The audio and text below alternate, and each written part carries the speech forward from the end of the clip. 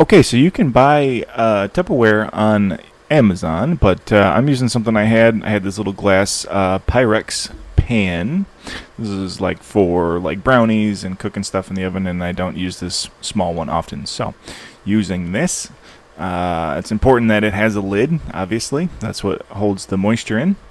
This is just a little bit of paper towel that I am folding in a couple different directions. I put three layers of this paper towel in the pan.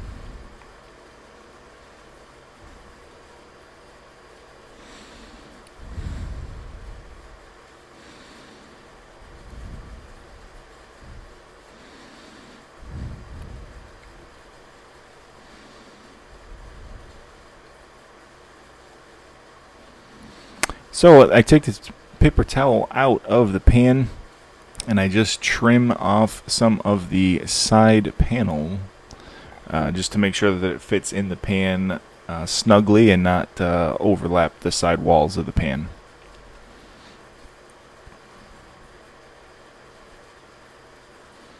So I got some freezer paper here. Freezer paper has one side that's waxy and one side that is like a paper texture.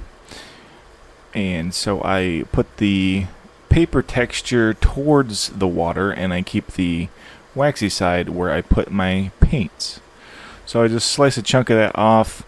Using the pan itself, I am marking and scoring with my knife the exact shape of the pan bottom, so that way I can just pop that piece of freezer paper inside.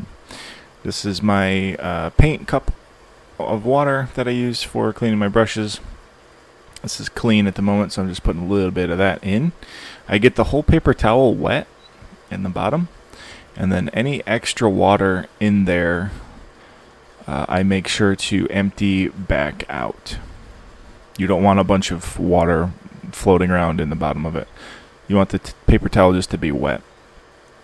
So here's the freezer paper going in. Like I said, paper side down, wax side up. That's what I've been doing. It's been working for me. And just kind of smoothing it all out, making sure that it's kind of sticks to the wet paper towel there. And then you can start putting your paints in. So this is a project that I'm currently painting now. And so I'm just mixing up some blues. I needed a dark blue and a light blue.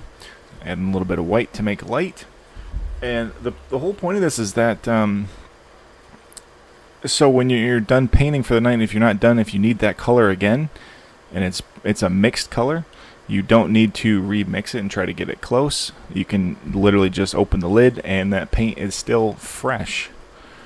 So yeah, it's kind of cool. So I can't believe I am just now learning about this and all of like the miniatures and models and stuff that I've painted.